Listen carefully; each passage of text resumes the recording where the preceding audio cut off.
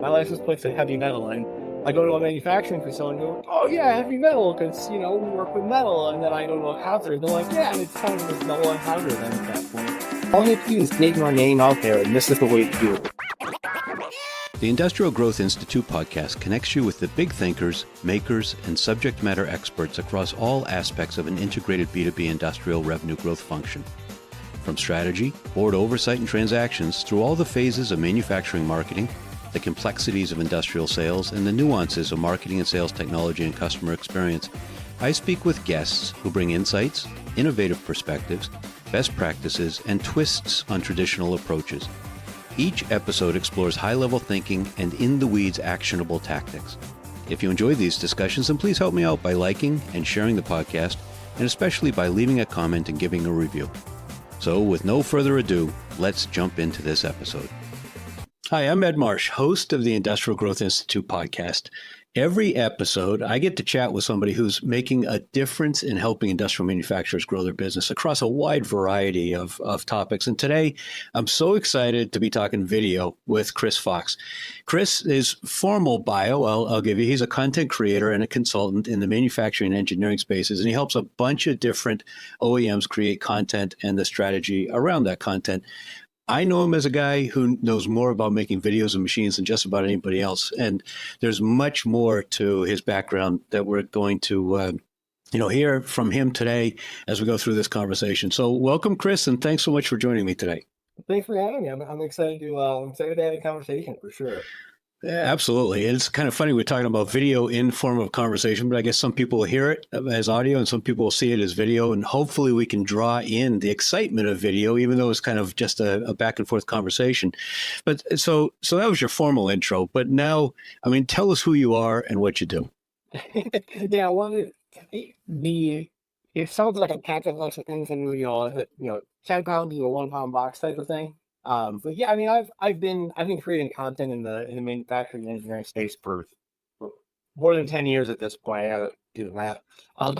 But I started in B2B publishing, and I just kind of moved through the world of manufacturing and marketing, and now I'm focused on helping companies create this content, because so often there's a misunderstanding with how much content needs to be created, what it looks like. It can be intimidating, and I think that's where a lot of people just let have the conversation where it's like, hey, let's talk through it. I talk to a lot of people that don't get ready to using these, but they need help, and that's kind of where that comes in. That's where I assist, that sort of thing. So. Yeah, obviously on your website, you talk a lot about strategy. And during this conversation, I think we're going to get into this term content. We all say content, but what in the world does content mean? And enough of that term already. Let's get more granular with it. But backing up, I understand that you came from the heart of industrial America. You grew up in Oshkosh. And I'm sure that played some role in the way you got involved in industrials and content creation. How did that was there a trigger there, or is that just pure happenstance? It's pure happenstance. Actually, my dad worked at GM in southern Wisconsin for retired from there, and it's the industry is in my blood. But I have a degree in English and philosophy, and actually I graduated from college in '08. So prime job market, and actually I ended up working at parks department at a car dealership, and that's where kind of the melding of understanding communication with the complexities of what industry really is really kind of came to light for me, and I started to really understand that there's a gap. And then that all of a sudden I found myself with a VB publisher, and then the rest of my story is already there. We landed up in marketing, and here we are. So yeah, but I think you left out a couple key chapters. Tell me about Bourbonite. Oh yeah, well, oh, you did your research. That's awesome. Yeah, and then Metal Maniacs and Maximum Ink. We got to weave the whole thing together here. Yeah. Well, my license plate when I live in Arizona now, but when I was in Wisconsin, my license plate said heavy metal, and I go to a manufacturing facility and go, oh yeah, heavy metal, because we work with metal, and then I go to a counter and they're like, yeah, and it's kind of this double entendre then at that point. But yeah, so obviously my communication isn't just relegated to the manufacturing space. I started a YouTube channel. still get subscribers. Like I get a check from Google every 6 months or so for that. It's not that I don't really need videos for it anymore, but I do an urban YouTube channel. And actually, it's kind of funny. I watched the worlds kind of collide. The company that I was working for when I was in corporate America working for a business, um, we did a bunch of videos and we used it in Practical Machinist for advertising. And then all of a sudden, there was a whole comment thread about the bourbonite because somebody recognized me in the feed, and it's pretty entertaining to me to watch those worlds collide. But yeah, so I'm a bourbon nerd. Obviously I'm a big metal guy, and all that ties into not only not only the work that I do, but also the communication that I have with a lot of my clients. You know, the fact that I know how to operate a machine, not well, but I know how to operate CNC machines. And I understand the complexities of dealing with these types of equipment that I can walk in and help them make content because I understand what I'm doing. I'm not just some writer off the street. I actually know the industry, and that's where a big part of my that history that you talked about really blends into what I do. Yeah, and I'd say more than that, you've also walked the talk. I mean, going back to Bourbonite, you got more than 20,000 subscribers, and you've monetized it. So obviously, it's not just creating videos, it's not just writing content, it's not just telling stories. It's figuring out how you can engage people with it, and that's true whether you're talking about music or talking about spirits or talking about machines. In my experience, I think that's the neat element that you bring. Yeah. There's 100% there's a crossover there with understanding that. That's kind of how the word when I started. Once YouTube was a thing. I don't even remember when I started in 2016, something like that. I think it was And about 7 years was the first post. That would have been right around yeah, something 2016. like yeah. And the really what happened there was I YouTube was becoming a thing, but I was having a hard time convincing my employer at the time that we needed to regularly post videos. I was like, oh well, They all get I'm it now. They're yeah, they're all on board exactly. now. Exactly. And so I was like, all right, let's see. Just YouTube was not new, but it was like, oh, it's these big name YouTubers and then all the other junk, right? And I was like, well, no, there's opportunity here. And so now I was like, well, let's just see what happens, and if it's great, find out to my day out, and if it's not, well, I got to drink a bunch of bourbon, and in the end of the day, I got a couple of free bottles, I got some extra glasses, and I said, made a few $100 from Google. So it was a big time. And only bourbon or rye or scotch or anything else? I dabbled kind of into everything that was in the periphery, but it was very much like he tried to stay in the bourbon vein. And at That one point, I tried to when I first moved to Arizona, I was like, yeah, let's talk tequila. We're so close to Mexico, and then I was like, oh, let's go back to the bourbon. And then, like I said, then I got to with COVID and everything else. It was like, and then I was starting my own business, so I was pretty busy to be doing that on the weekend and stuff. So yeah, but it was definitely an interesting vein to go down. And like you said, it is proof in the pudding to kind of see the things that I'm preaching. I have made it more. And that is sure. one of those things that understanding not just the algorithm, because you're never gonna beat the algorithm. Now it's like playing stock market. Like understanding how you can navigate these things, and it's really not. It doesn't require you know pages and pages of playing. You don't have to write a book of templates to make sure that this is done right. Like you just have to start creating it, and some of them were terrible, some of them were good, and at that point, that has to be the nature of content. I might digress a little bit here, but Are you going to so tell me the story about when somebody came to you and said, "I want you to create a viral video for me"? yeah, right, yeah, and then, that's just where you go, right? Yeah. And and that's the thing about creating content in general, especially in the manufacturing space, right? There are a lot of creative individuals in our industry, but they don't recognize that they're creative. And so then they think that it has to come to this plan that's got bullet points and timelines, and then they have to lay all this stuff out. Sometimes that's necessary, right? Because you want to get a product that you're happy with. You see investing money and everything else, but it's also one of those things like sometimes you just gotta throw crap at the wall and see what sticks, because that's part of the creative process. In creating content, the key part of that is create. If you are developing something, if you're just doing something that's boilerplate, people are gonna smell it from a mile away, even in our Yeah. industry.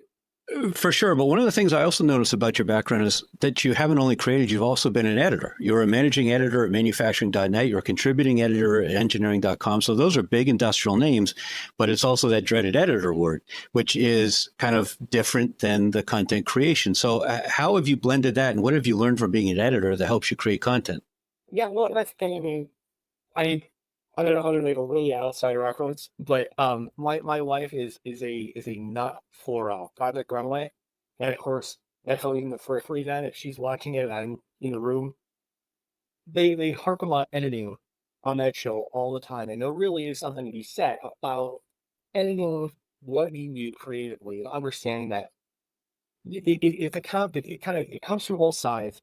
The If you're going to be creative, you have to have that thick skin, but be prepared for people to hate it, for people to not like what you're doing. To that same end, you also have to be prepared that people are going to love it and you may hate it.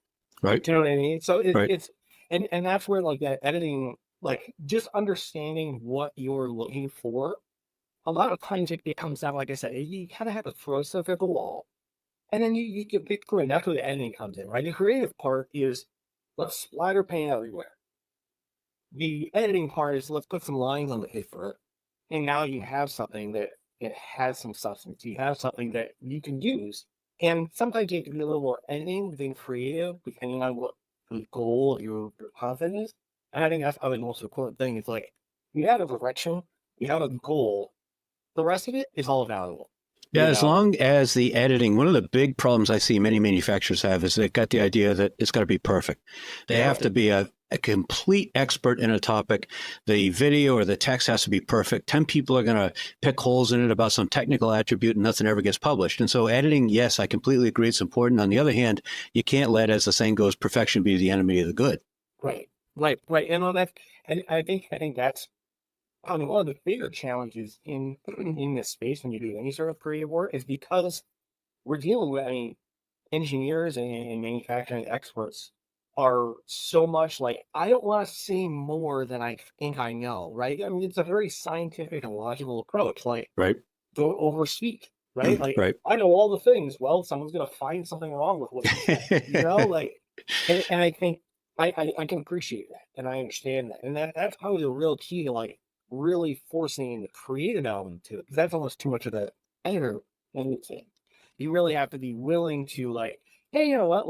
Let's shoot this thing at a weird angle. Let's use a weird color in this logo, and sometimes it works, sometimes it doesn't, but it's that Or let's that little tackle a topic that we know is important, even though nobody ever asked us about it. it can wait exactly, yeah, or we've already done it. Right. I get that a lot too. But we've already done this. Well, yeah, but you did it 8 years ago. Like you didn't do it again. Like it's Yeah, or okay. 20 years ago before there were servo drives or, whatever the case may be. Yeah. You know what I mean? And to that, and like even like um, using old assets. You know, Right. like here's an old like this picture is from 15 years ago. Like I mean, we can take a new one. Right. It you know, I mean, I understand it might not be the photo perfect thing that came from you know, whatever studio that you paid to do it before. That's okay. Like, and I think that's understanding, like you said, don't like the nut in the way, or don't the perfect in the way good enough.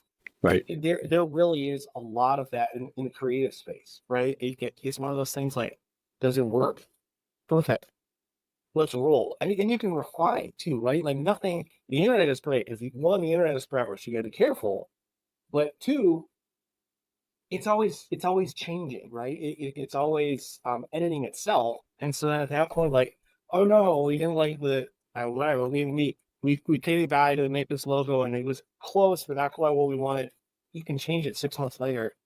No one's gonna freak out. You know what I mean? Like, Yeah, that's true. You don't have to have a closet full of printed collateral that's never going to get used and go in the dumpster. So you got a lot more flexibility and the ability to change things quickly for sure. exactly. And that's just how to walk there, right? Because you gotta you don't want to taint the brand, and there's the there, but definitely like I think I mean, our mutual acquaintance Andrew Davis. I mean, he and I talked a lot many years ago about marketing in general, and like the fact that safe marketing is rarely good marketing.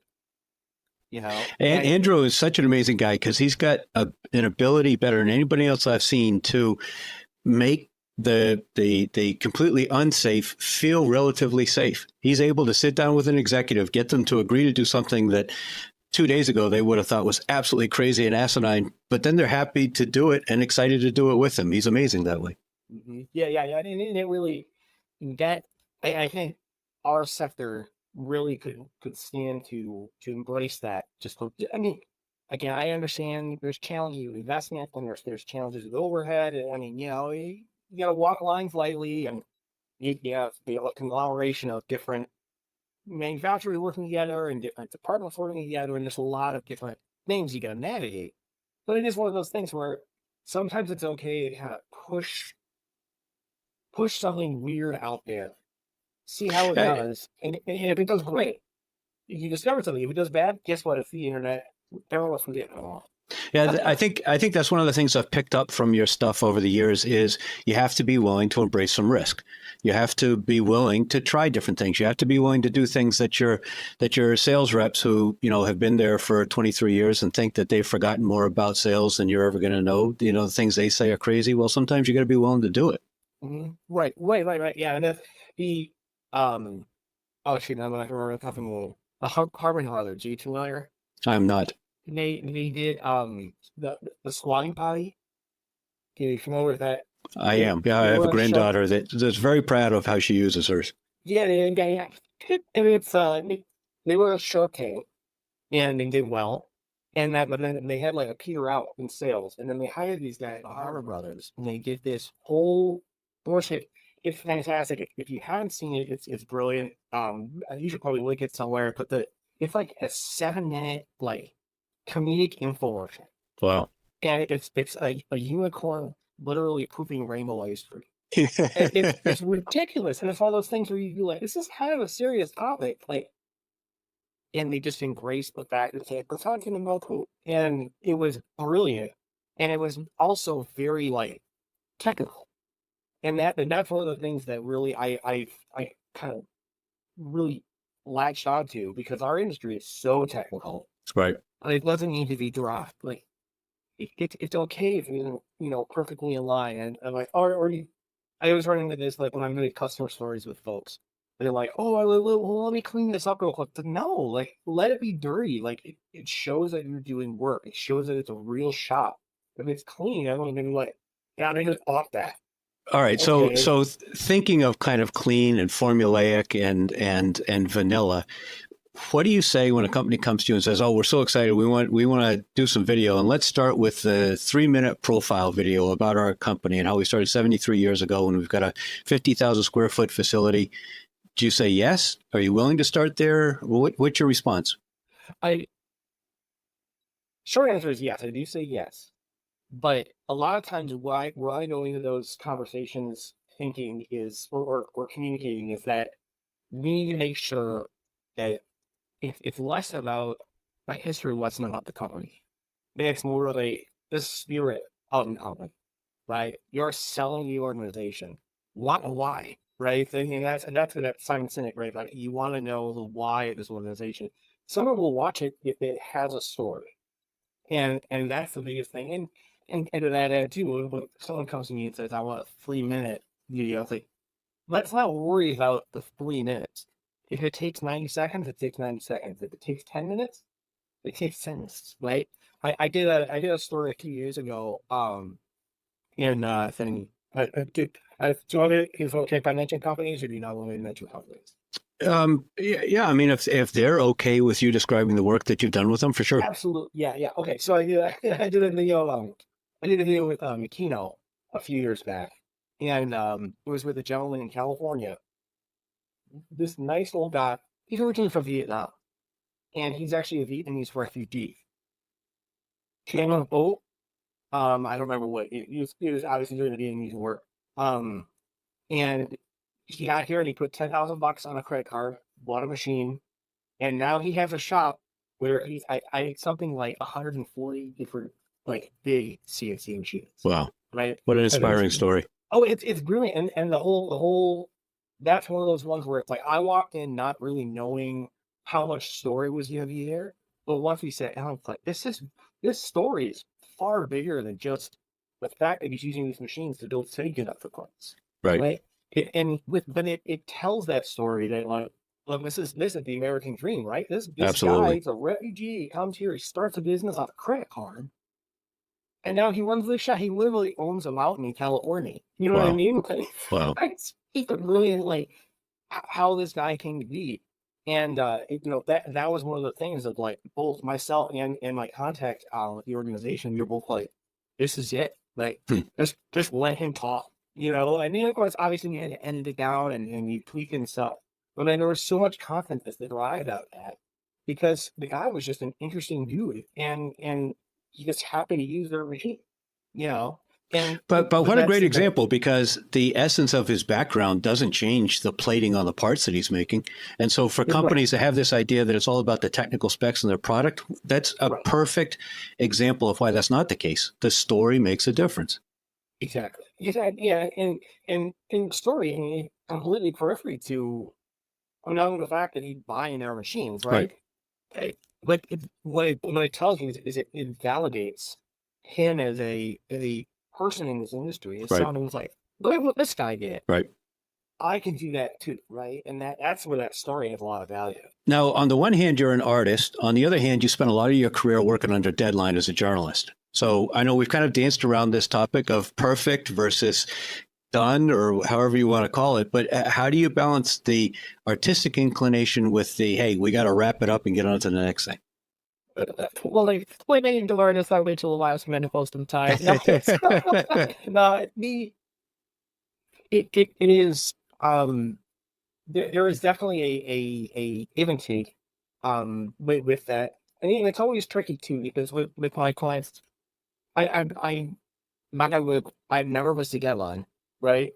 But it's definitely one of those things where it's like knowing where the deadline is Right. and filling that time properly, right?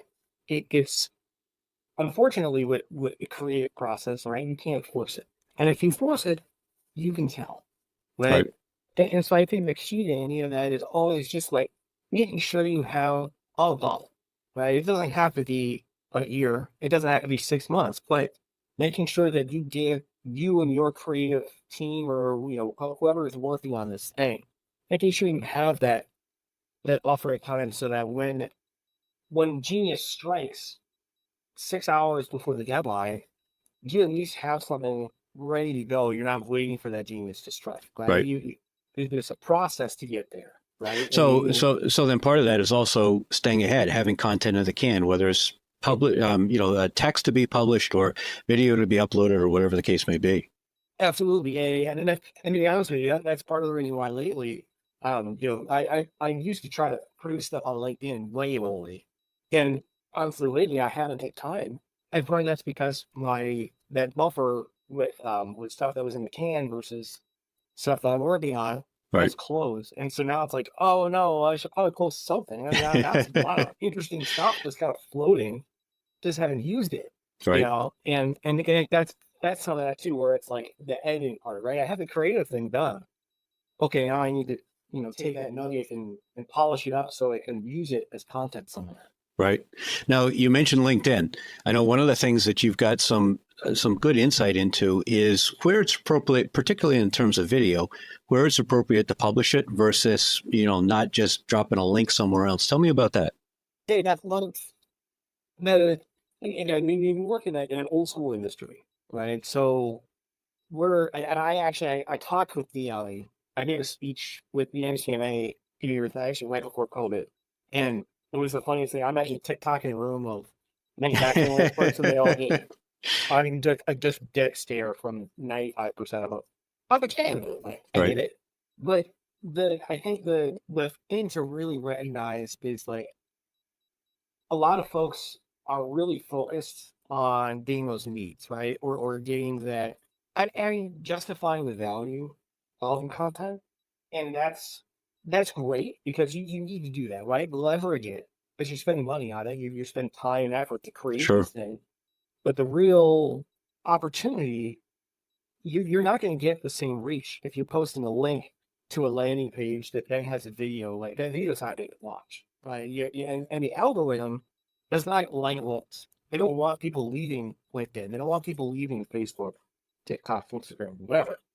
So a real opportunity there is making sure that you post natively to those platforms. And really, it's not difficult, right? I mean, like, especially like most of these platforms allow you to post longer content anyway, but filming a way, making sure that all you can use a way that can be clocked in, and then at that point, you push it wherever you need to push it out, or even slice it up in little tidbits. It doesn't have to make you don't have to have a beginning, middle, and end.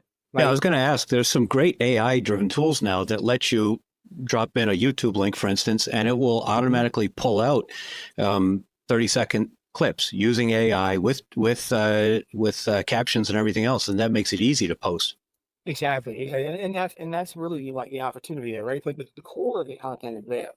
Okay, so now those social platforms, it's all about, and unfortunately, it's about pushing as much out as often as possible, right? Right, And the regularity.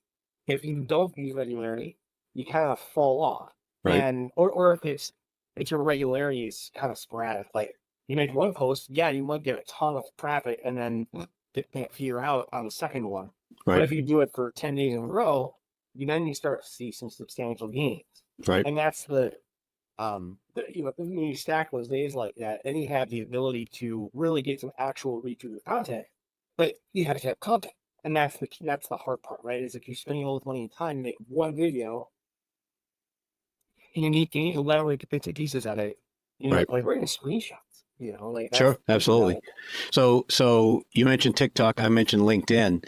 I have not found a channel that really is successful at reaching a wide variety of traditional manufacturing industry contacts. I'd say LinkedIn is probably the best, but a third of them, have no profile. A third have a profile that they set up 15 years ago and they haven't updated, and then a third are active with it. What do you find is best? Uh, it's probably like it. I mean, that is the point. What I actually enjoy, like how I've seen LinkedIn change over the years. I remember, now probably looking at 8 years ago, 9 years ago, something like that. It was, oh look, so and so's active on LinkedIn. He must be looking for a job. That's not a thing anymore, right? Like Right, people are active. That is a place for professionals to communicate in a professional way.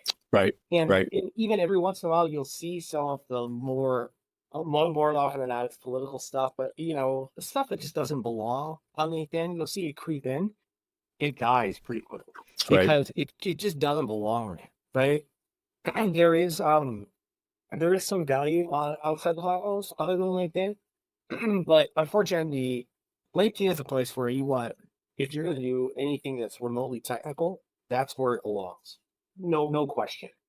The other places, well, I always call it the machine corner, right? Like chips flying, or you got sparks, or Right. anything that's like, ooh, that across the networks, right? And that's kind of where the flash belongs, right? It'll what I've noticed is stuff that that is just as flashy as will perform late on Facebook, Instagram, TikTok, whatever.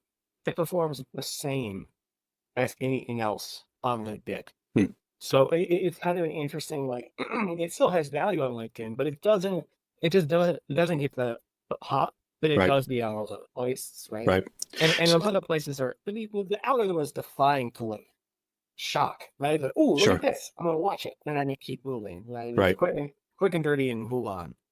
So, quick and dirty move on. That's the way people often think of sales. But I know along the way you worked at the Help Desk Institute, and so I'm sure that you've got a perspective on how video and content also helps with aftermarket and customer success, not just new lead generation. How often do people approach you to talk about that? It's interesting. It's always on the um, it's always in the way in the conversations, right? But yeah, when it's like I see it more often in the type of content that is directed towards existing customers, Hmm. right? And that's kind of you had mentioned it before. That's part of the challenge when people come and say, "Hey, we've got people asking about X, Y, Z." right? So let's do videos about X, Y, Z. And it's like that. Absolutely. If you have people asking for it, yes. But also, it's like, hey, have your guys in the shop noticed this problem?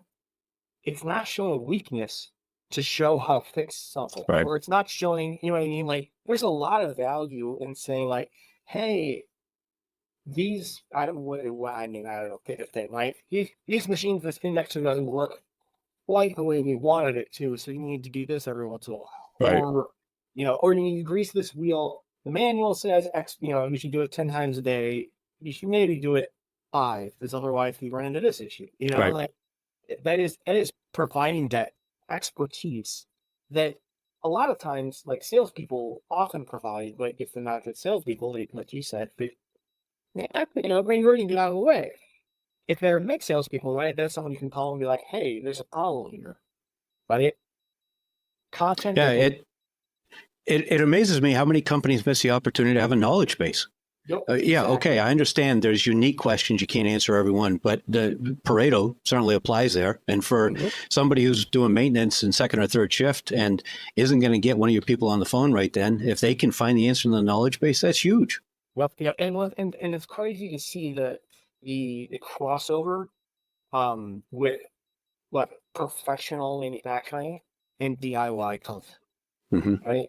There is so much that like they like here's a machine and there's I like whatever I have an issue that the spindle's out too foul.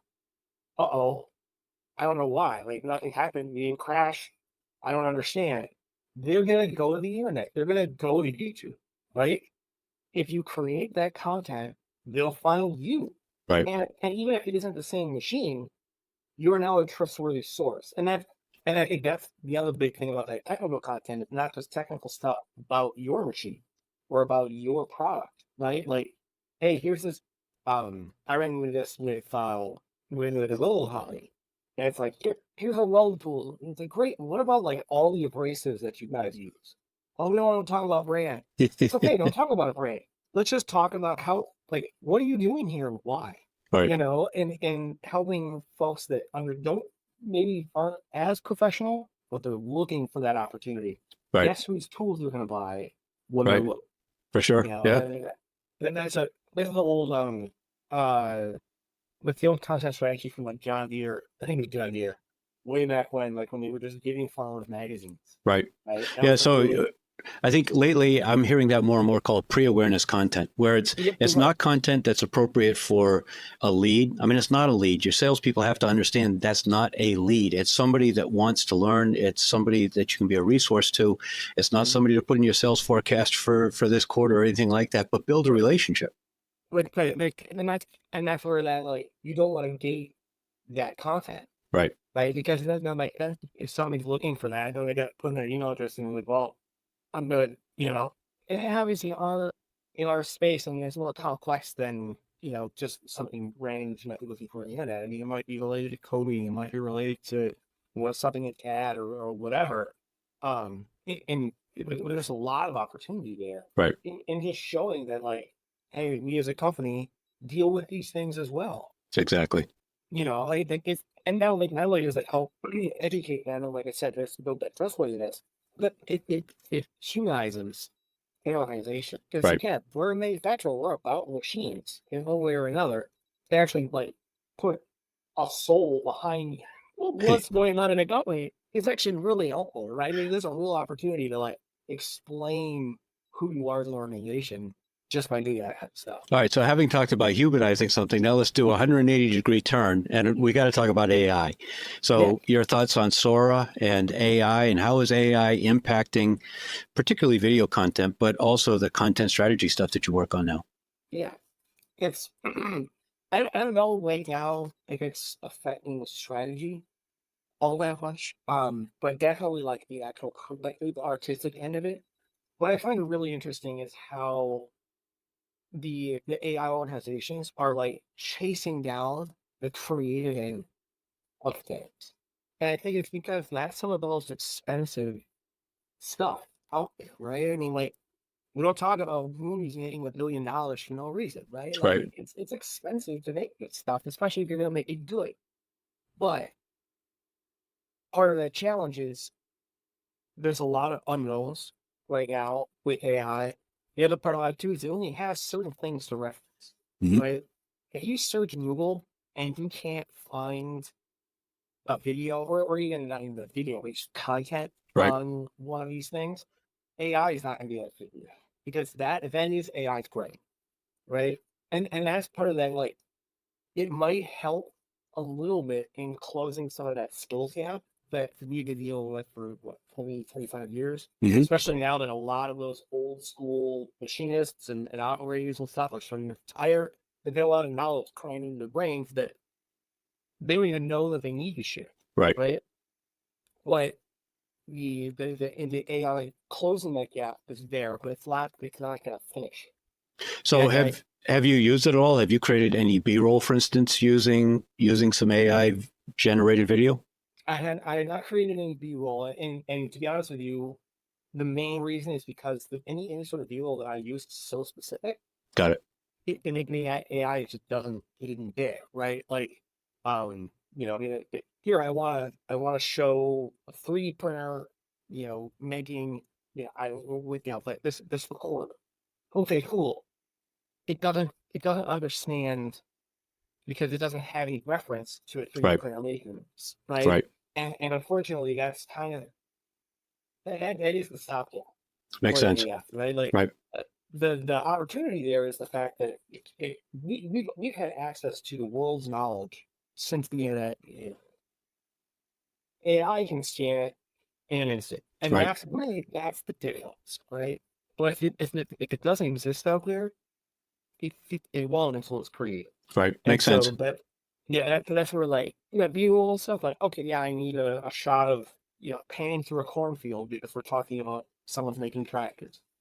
Okay, yeah, it can do that if you don't Right. want to go out and get that shot.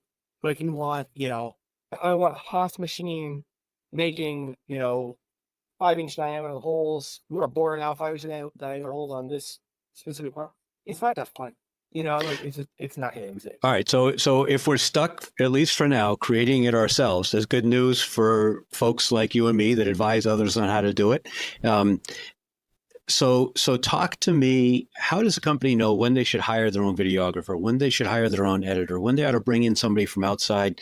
Is it based on revenue? Is it based on complexity of project? Is it based on the frequency of content creation? How do you help somebody think through that? Yeah. Well, that's a really valid question, right? Because honestly, how it works. But at the end of the day, it really what it comes down to is the if you have to look at it from the lens of reading, right? What are they going to care about, and what are they not going to care? Right? Technical content. A lot of that can be shot internally with somebody who doesn't really have a whole lot of training. But, and this is a big lie, if it's lit wrong, it doesn't have Right. to be like sexy lighting, right? But it has to be like, like right now I have my windows open. I just moved into this house. I don't got window coverage, so my windows blasting my face right now. Like this is too blown out.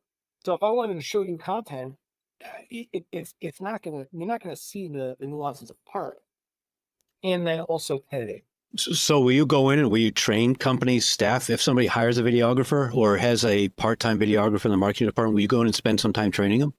I do have a folks that I've worked with where we have a conversation about like how we navigate, you know, the like schedule specifically. Because a lot of times, unfortunately, but you need a subject matter expert, Hmm. but then you also need someone to go.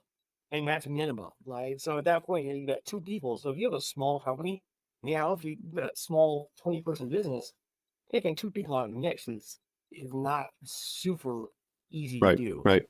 Um, so yeah, so there's a lot of conversation about like, okay, well, how do we navigate this? How do you, and my recommendation in that sense is always to like hire me or hire somebody like me, right? Because if you go on to like one of the outsource like Fiverr or whatever, Right. yeah, you can find somebody that'll edit video for you, but it's probably going to be more work because you got to sit there and hold their hand through the Right. whole thing. Right. At that point, you might as well learn how to use Premiere yourself and just make it go, Right. right? they might not color correct and everything else, and it'll look nice, but if the content doesn't deliver, that it's not a little bit. And All right. that's So, but so tell us about your ideal client. I mean, what's the profile of the kind of company that you naturally fit really well with working with them? yeah. Like the folks. What I find is that the folks that I look best at are the ones that they know what they want to get, but they're willing to get there however they need to. Hmm. And that's like, I mean, I know that's super wrong and like, I They're love open it. to advice. Yeah, exactly, Which exactly. is and that's tricky in the industries that you and I work in because there's so many amazingly creative and intelligent people who invent crap. And because they've invented it and built it and created a factory around it and a company around it, now they assume that they can invent and build anything. Yeah, And yeah, sometimes maybe digital marketing isn't the best thing for them to try to invent and build. right. And then that's exactly it. Like the you know what I'm saying, like a know-it-all, because that again, in our industry, they don't, nobody says they know it all. They're all very much just like, I know up to this point, Right. right? But the a big part of that is understanding that like they're not just outside of English, but those of us who have done it before understand there are nuances that you may not even recognize, right? Hmm. And what I mean, they was like, right? That is huge. Another really good one. It's audio, folks, all the time. Well, that's but not. It's like no. Like we need to get better mic here. We can't just use the mic that's on the phone. It just Right. it doesn't work. Right. Or like after the fact, right? Like I had to everyone say, oh, can you do a voiceover? It's like I'm gonna do that. That's cool, but I'm gonna send you a piece of my equipment. You're not gonna do it yourself on your iPhone. Right. You can do it, but I can tell the difference. And obviously, I'm an expert at it, so like, of course, I use a little on the fine, but most people are, why does this sound different? Right. And then it's distracting. And now your content is taking away from what you're trying to do. So what size company do you normally work with? Generally, for the most part, I work mostly with OEMs. Okay. So we're talking, it like really varies to be honest with you, but you usually 200 employees or more. Okay. Design. Um, A- And do you typically work on a project basis, or do you have some sort of an ongoing relationship where every month you're creating video with them? How do you do that? but I mean, depending on the client's needs. Okay. I have clients where I have retainers with them, and it's basically like I don't understanding. I'm going to travel so many times a year with them, and that sort of thing.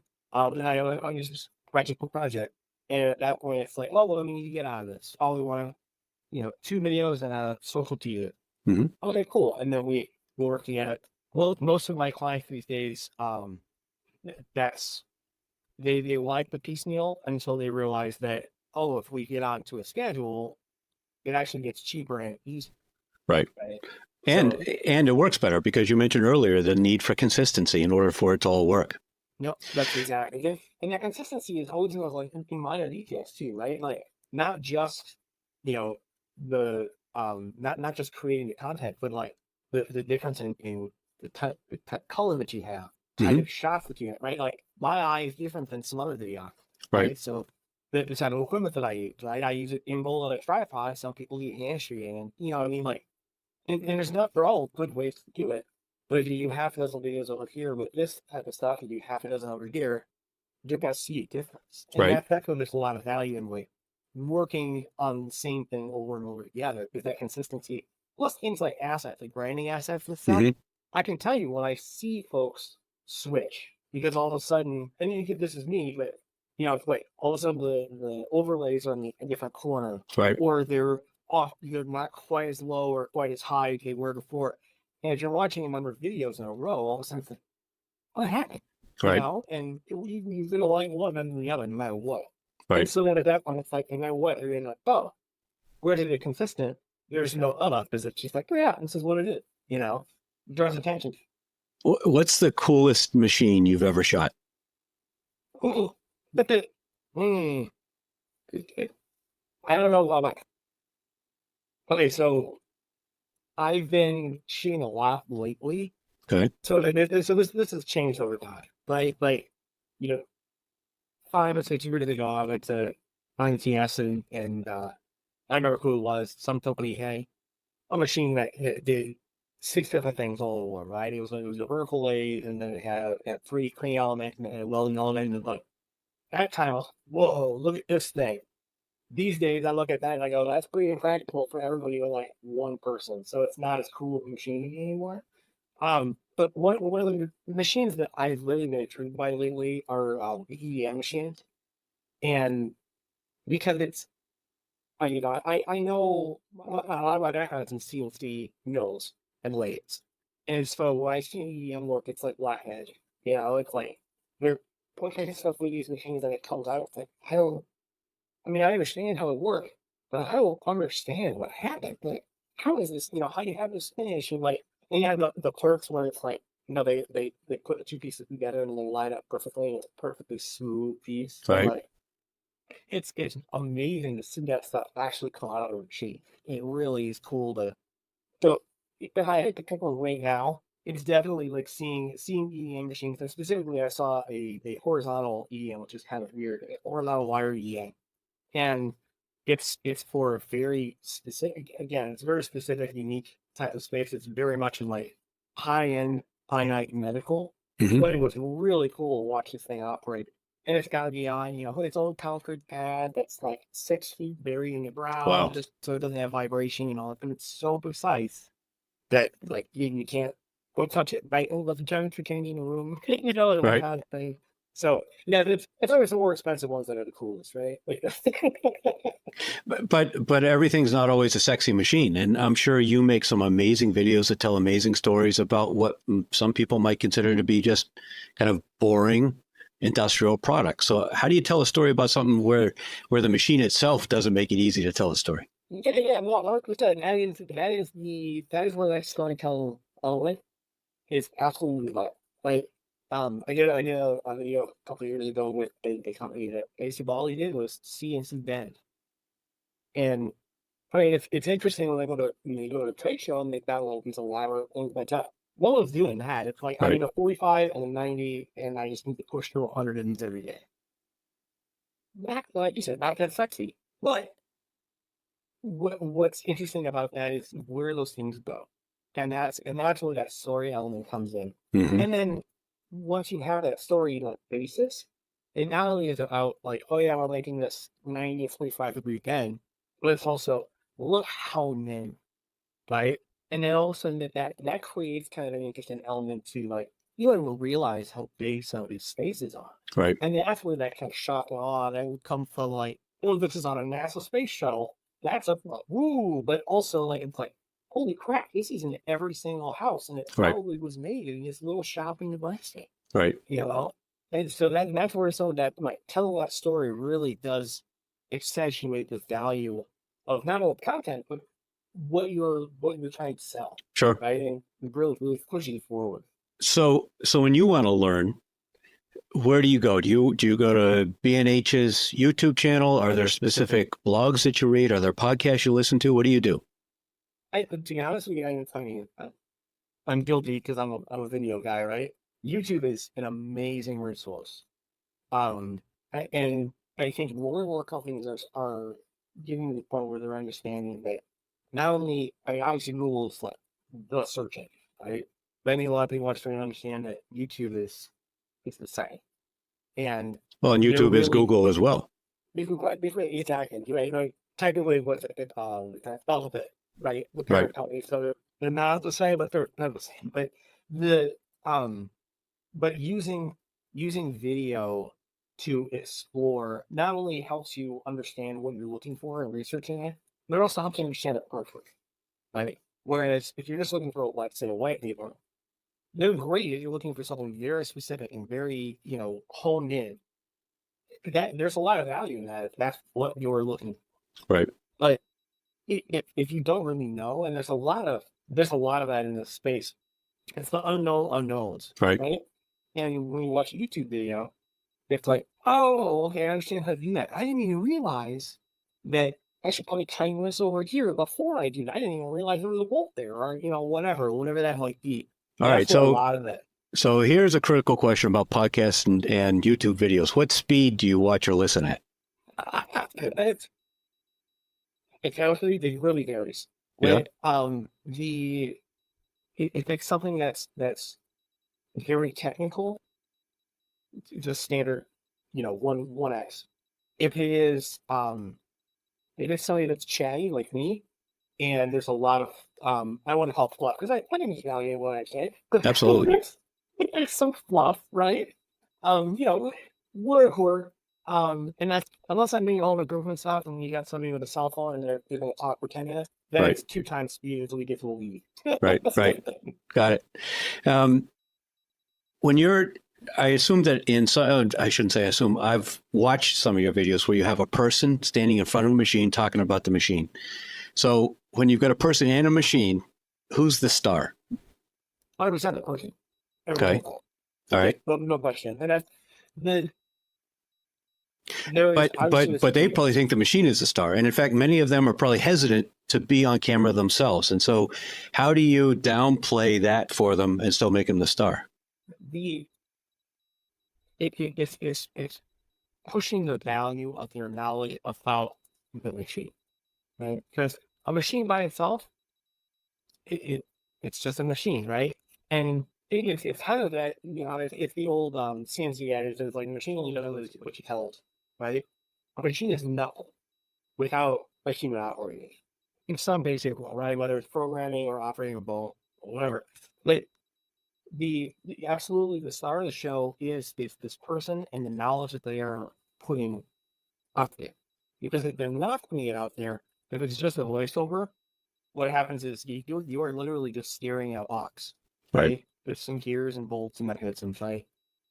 The that kind of tells the tale, like more so like why our industry has been so slow to kind of get in video in general. Because yeah, you get me.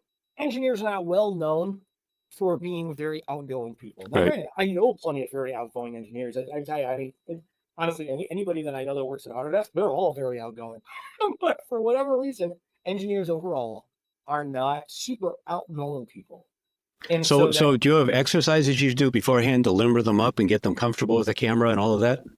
well, and that's one of the things I kind of itch a lot of my potential clients is the fact that I know the industry, I've operated machines. So we have a conversation about the machine.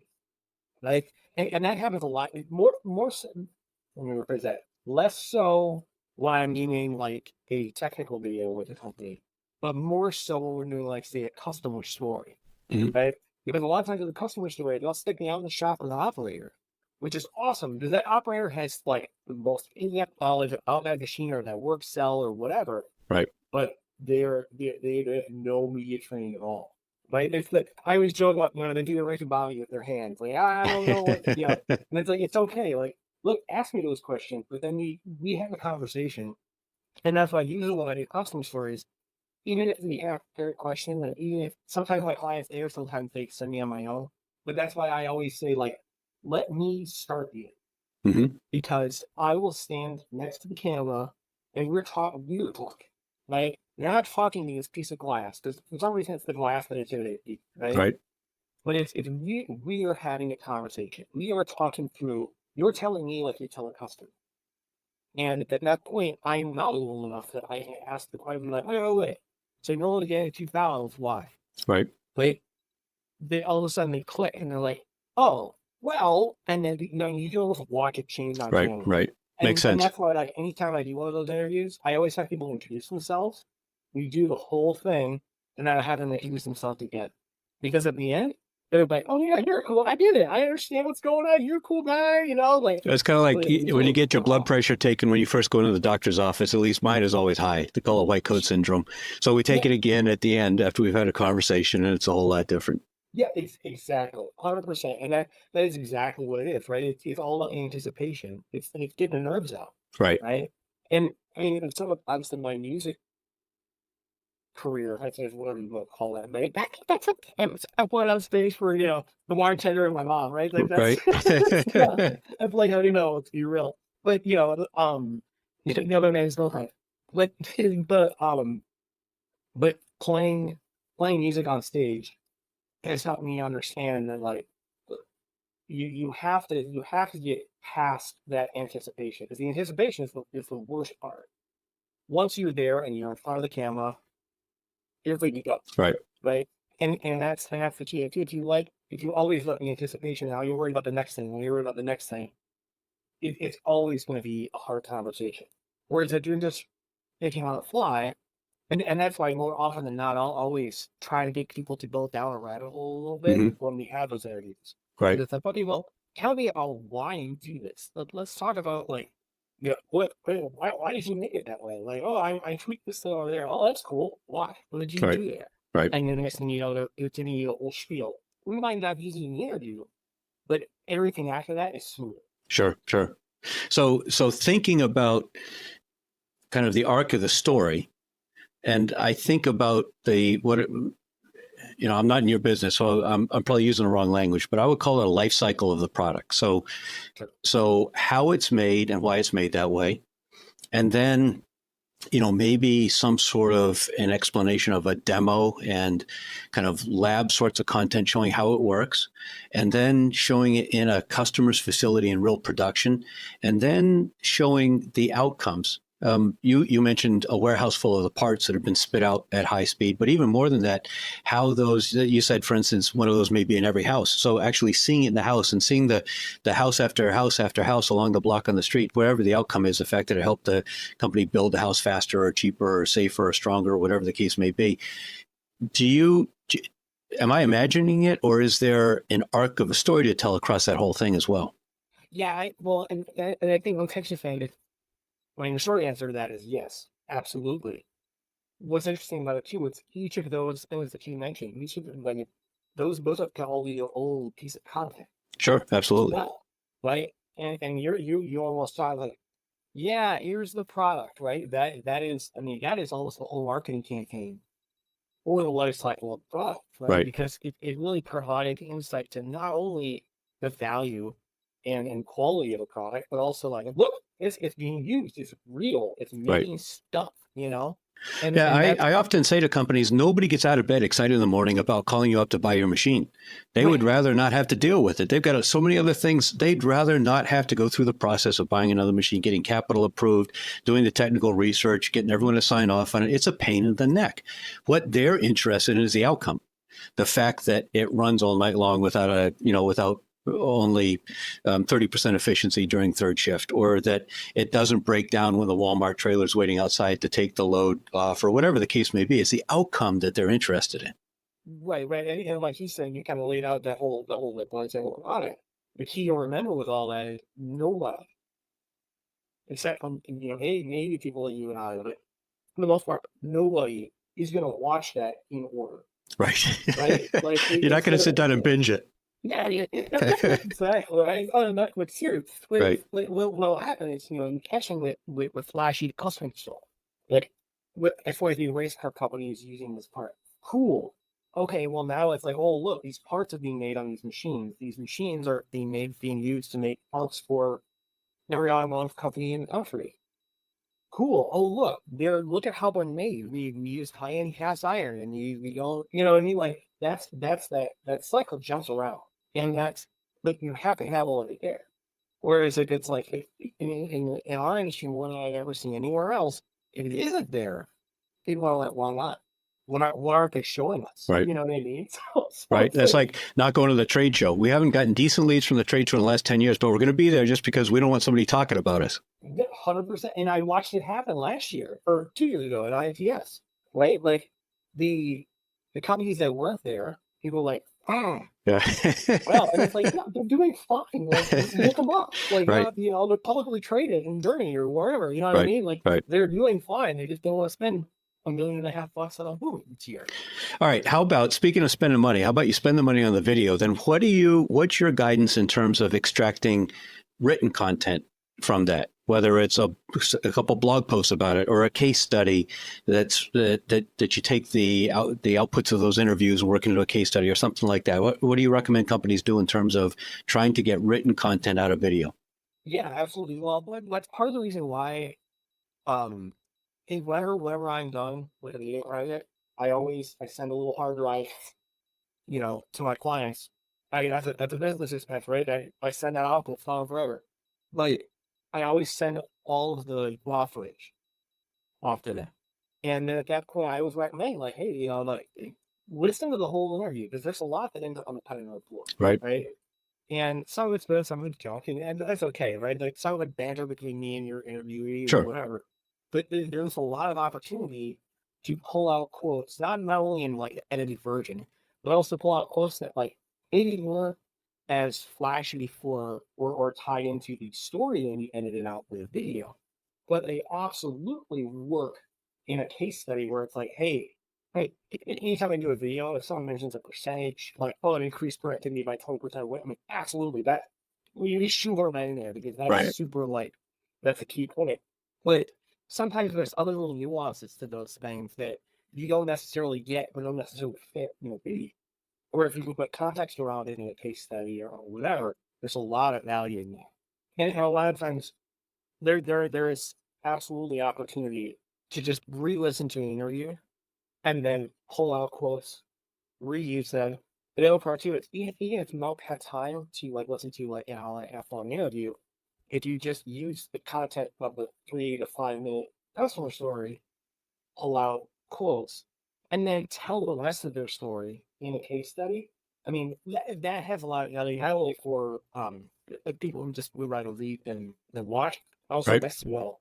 I mean, Yeah, and it feels to me like that's an amazing opportunity with the AI tools. Drop the video in, get a transcript created, have AI do a digest of it. You can tell it you want it to pull out specific points, any numbers or statistics or mentions of this term or whatever the case may be. And so a lot of that research work can be done for you very efficiently in the background. yeah, well, yeah, 100%. And there too, like, then I see you need to review it, right? But Of yeah, course. pushing through the AI, that gives you a solid structure. Right. And now you can tweak it and make sure that, and I have used, what is it, the ChatGPT Hmm. to kind of, give me a baseline for stuff, while I've done things like that in the past. Right. And it's invaluable. The tricky part is making sure they comb through it. So Yeah. it's probably, depending on how rare you are, it might be as much work to just write it yourself as but there is a lot of value in having that baseline and saying like, oh yeah, but it didn't quite work this way, or it doesn't know what Right. it's talking about here. Or even Let's just have it extract the details for you and then you write it from scratch, but without give you a having to full, sit and watch the whole video. yep, 100%. Yeah. You have to listen to how long here. Yeah, Right. for sure. Now, I know one thing I hear from many machine companies is, oh, well, that would be great, but our customers will never let us in to ask questions or make a video or whatever. I'm sure you hear that, and I'm sure you've got some advice. I mean, I always tell them, don't apologize. Just say, hey, we'd love to do this. What do we need to do to make it happen? As opposed to, I'm sure that there's probably rules and you maybe can't let us in, but maybe someday if the sky is purple, you'd be able to let us take a video. Well, of course, they're going to say no. So my approach is to not apologize, to be presumptive, polite and professional, but be presumptive. What do you recommend to people?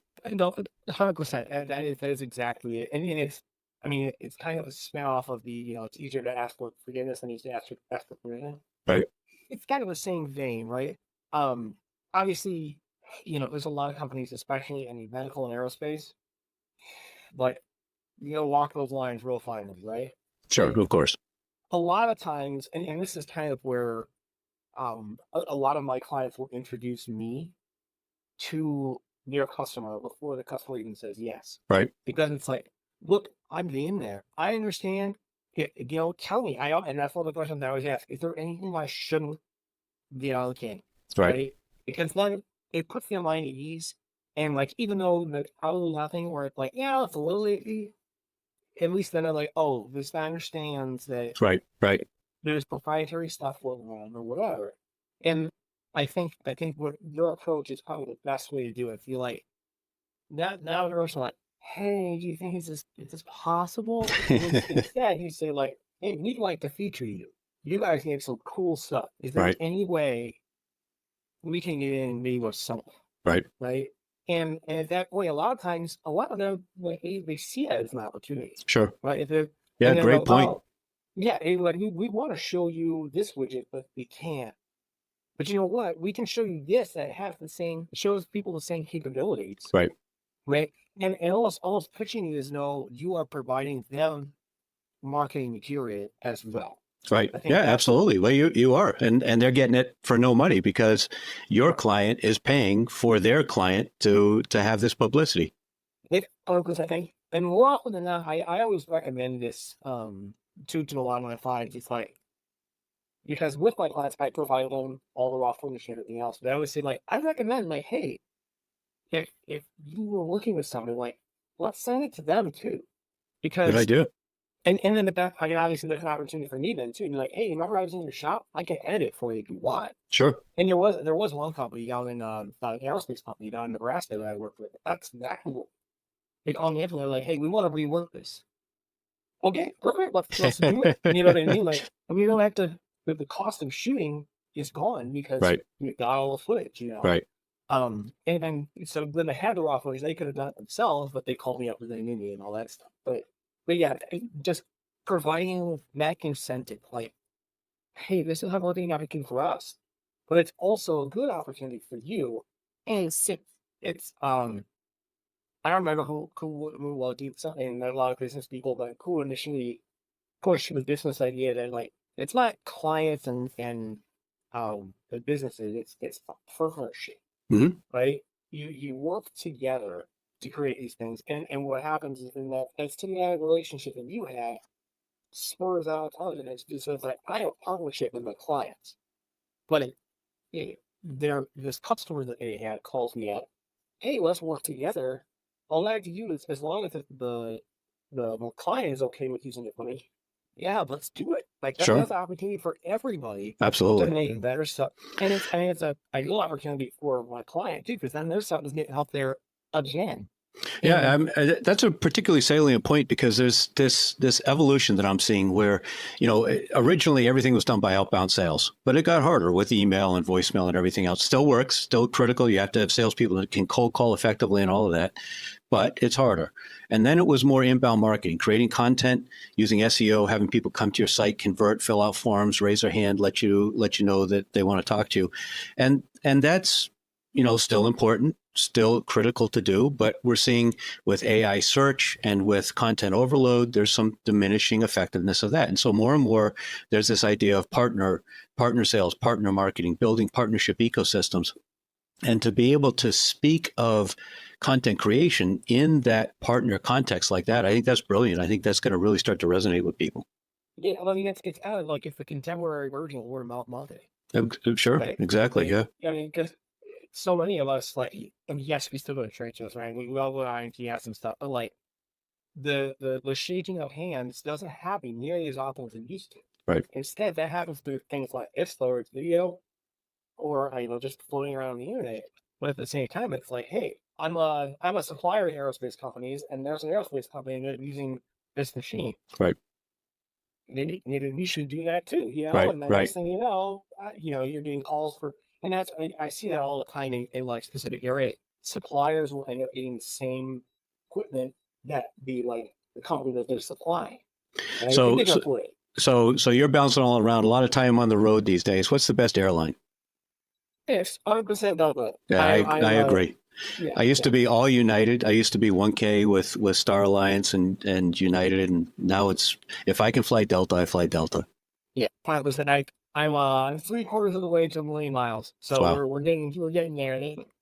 got it. All right, let's bring this home. Try to give people some actionable takeaways. So I'll ask kind of two different ways, and then you lay out there whatever you think is important. Number one, if you could give people a quick list of the right equipment for them to bring in-house on a reasonable budget to start experimenting with video, what would it be? And number two, if they are struggling trying to figure out how to get going with video content, what's the best advice you can give them? Yeah. Okay. So, um, I'm gonna answer your question by saying, Okay. what do you consider a reasonable budget when you find equipment? Well, so for the typical kind of company that we work with, let's say, 50 to $300 million, they probably spend $1 million a year on trade shows, maybe $50,000 a year on trade journal advertising, and that's the marketing budget. So, it's not 50% of revenue like a software company. Even 5% of revenue is a stretch. So they probably are thinking, 2,500, $3,000. Sure. Okay. And my first reaction to that specifically would be take hardware out of that you can working with it and throw it in the video at least for a year.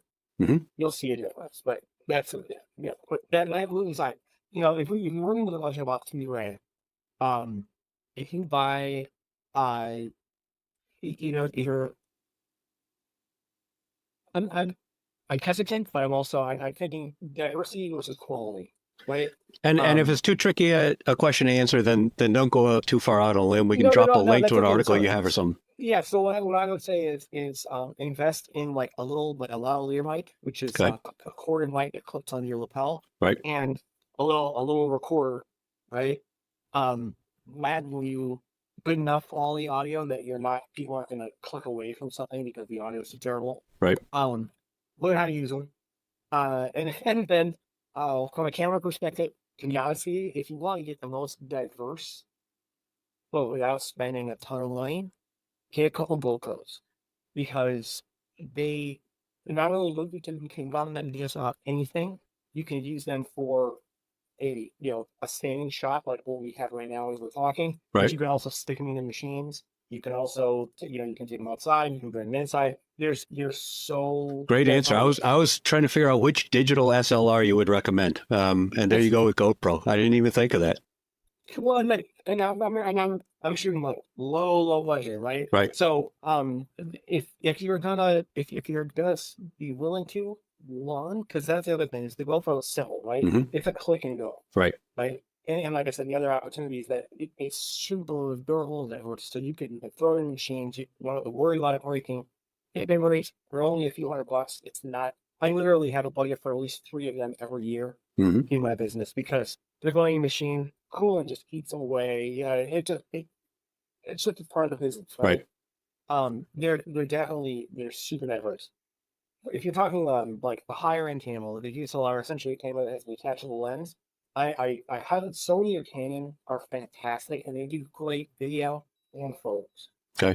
Specific model numbers, I always get them all juxtaposed, so I'm not gonna throw out a specific model number. But if you're gonna spend money on a DSLR, I would say spend money for a full frame. Those are a key term that you'll find when you're looking for DSLRs.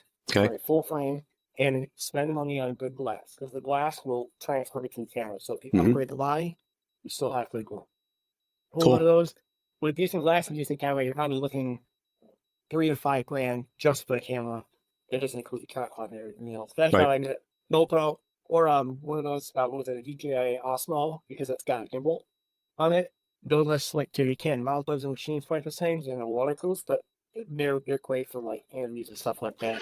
Or the If you got alternative is for somebody to call you, have you show up with your gear and let them watch what's going on. So right? how does somebody who's intrigued and wonders about working with Chris, how do they reach you? Yeah, I mean, the best way to reach me, I go to my website. It's just equalsbox.com. And then there's a little form there. But I go right to my email. That's the easiest way. Email me cold is fine, but every once in a while, stuff it's pushy junk. So that's why I always say with the website, it's easier. Otherwise, LinkedIn too. Direct message me on LinkedIn because that is a place where it's easy to communicate with these people back and forth. That's you can explore what I do there too. It's all out there. Even though you don't So. have time to post there anymore. Yeah, when you go back in the history, you planned it.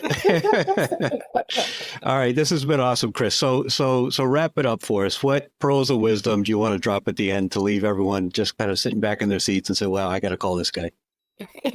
Like honestly, I think the biggest thing is to not be afraid to take a risk and throw spending money on content can be difficult to justify. And I think that the biggest thing you can do, the best thing you can do, is set aside 5, 10 grand 1 year, spend it. Just consider it long, but load on content, right? And that's a video or everything circle around it, and then see what happens. Just get the Because thinner pad in your trade show booth, and there's your 10 grand, basically. this is what I'm saying, right? Yeah, exactly. But that is there's so much opportunity, and even though there is that content fatigue, if you're needing space, you'll be welcome, Right. right?